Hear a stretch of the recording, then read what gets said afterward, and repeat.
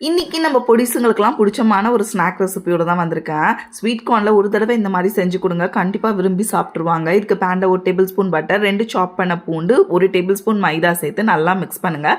மைதா நல்லா colour change ஆனோடனே 2 cup அளவுக்கு பால் சேர்த்து நல்லா இதோட மிக்ஸ் பண்ணுங்கள். நல்லா கொதிச்சு வந்தோடனே உப்பு தேவைக்கேற்ப சேர்த்துட்டு 2 டேபிள் ஸ்பூன் அளவுக்கு ஃப்ரெஷ் க்ரீம் சேர்த்து நல்லா மிக்ஸ் பண்ணிக்கோங்க.